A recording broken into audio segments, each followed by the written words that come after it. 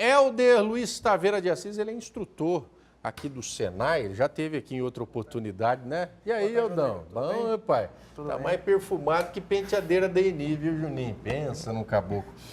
Bicho, ontem você acordou com o trovão?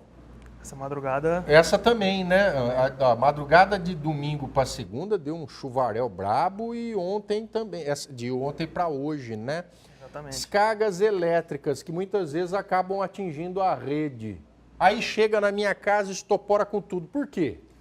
Na verdade, Rodrigo, a nossa norma, ela estabelece algumas medidas de proteção. Mas entre isso elas só o da aterramento. concessionária? Não, Então é culpa da concessionária, quando cai um raio e chega lá na minha casa. De forma nenhuma. A nossa instalação residencial, nós temos uma medida de dispositivos de proteção que protege tanto a instalação quanto a família, o usuário, né, da eletricidade. Por isso que a tomada nova, né, tomada padronização dos equipamentos é essa de 3 pinos, né? Isso. Que são as duas de fases neutro, e esse é o terra. é o terra, Isso. né? É essencial esse terceiro pino para proteger o equipamento e também o usuário.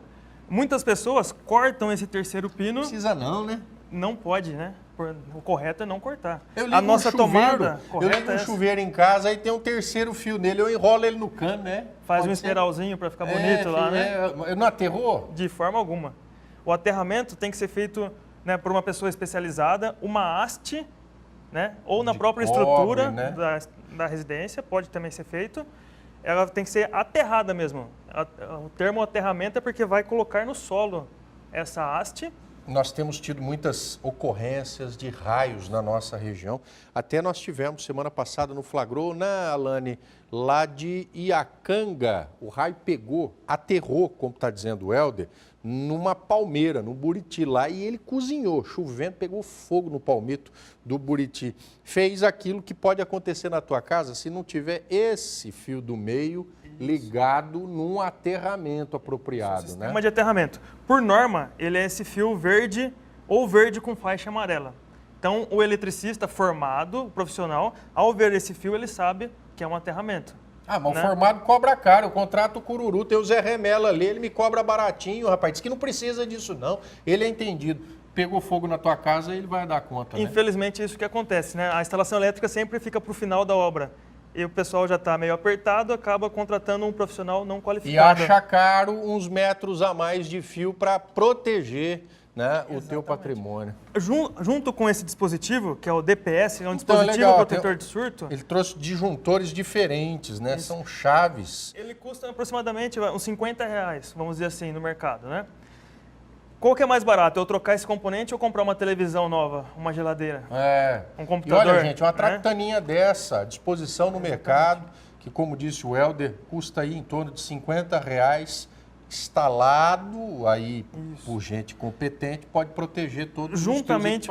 Juntamente com o sistema de aterramento, aconteceu uma descarga elétrica, ocasionou uma sobretensão na rede elétrica. Esse dispositivo ele vai atuar e vai direcionar essa sobretensão diretamente para o aterramento, evitando que essa sobretensão chegue até os equipamentos. Inclusive tem se falado muito que esse incêndio lá do centro de treinamentos do Flamengo pode ter se originado nisso, né? Numa sobrecarga, a energia que tinha caído voltou muito forte e o sistema lá sucumbiu, pegou fogo nos fios todos e arrebentou com a molecada. Ou um curto-circuito. Por exemplo, esse dispositivo, que é o comum... Essa traquitana poderia ter salvado, não só aquelas vidas, mas tantos e tantos imóveis aqui na nossa região que a gente vê também sendo eles, né, torrados por conta de curto-circuito. Se for um curto-circuito, o mais apropriado é esse, é o disjuntor, né? Disjuntor monopolar, bipolar, termomagnético, ele vai desarmar no caso de uma sobrecarga, né? No caso lá, ou um curto-circuito, que foi o que aconteceu lá na tragédia do Flamengo. Né? Infelizmente, Rodrigo, hoje em dia, para uma residência comum, só é exigido um projeto arquitetônico para conseguir o habite-se, né, que o pessoal fala.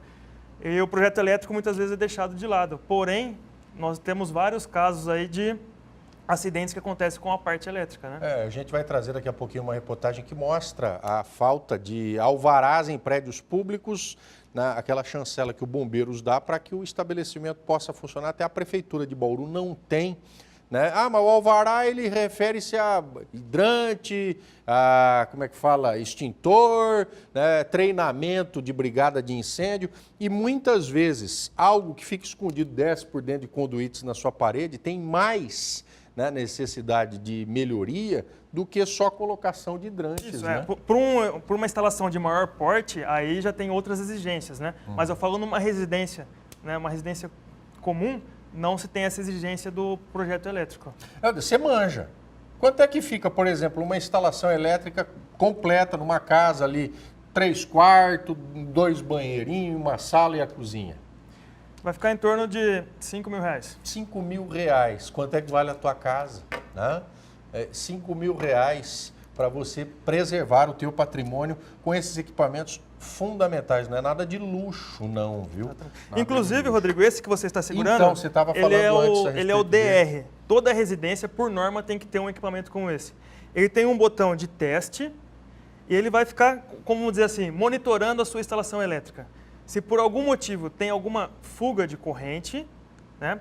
Por exemplo, antigamente acontecia muito no chuveiro. Você ia tomar banho lá no chuveiro, choquinho. Ou naquelas geladeiras antigas. Né? Isso era porque o aterramento surgiu justamente para isso. Né? Justamente para proteger o usuário no primeiro momento. Então, junto com esse dispositivo, se eu tenho uma corrente de fuga, ele vai detectar e vai desarmar instantaneamente. A pessoa, de tempo em tempo, ela pode realizar o teste para ver se o equipamento está funcionando. Então, uma criança, né? Ela pode estar tomada baixa, aprendendo a andar, pode colocar a mão no plug da tomada, né? É comum, tem vários protetores que vendem. Além do protetor plástico, junto com esse dispositivo, eu posso proteger a vida de um familiar. Que o sistema detectar que há uma fuga, ele já automaticamente ele desarma. Automaticamente, né? São investimentos. Investimento, não é custo, né? R$5.000 de fio. Ainda 5.000 com a mão de obra e material, rapaz? Aí depende do profissional que vai ser contratado. Por isso você tem que procurar sempre o melhor. Você não quer viver bem, em segurança, não perder, né, as suas coisinhas. Porque se der, né, uma descarga, por exemplo, originária de um raio, você tem como pleitear o ressarcimento da companhia. Mas a companhia vai até a tua casa. Se você não tiver essas instalações devidamente feitas, você não vai ressarcir nada, não. Você vai perder a tua televisão, né? Exatamente. Meu irmão, um abraço para a turma do Senai. Já voltou lá? Não parou ainda, né? Não, já estamos nativas, as aulas já começaram. Manda um abraço para a molecada. Vocês aprendam direitinho aí, viu? Aprendam direitinho, porque tem bons professores. Forte abraço, a turma toda do Senai sempre nos atendendo. Mais segurança. A gente tem mais saúde, mais segurança. Peço licença ao Helder, né, e seguimos com a nossa programação. E presta atenção, nada de luxo, é necessidade que nós temos para a nossa existência.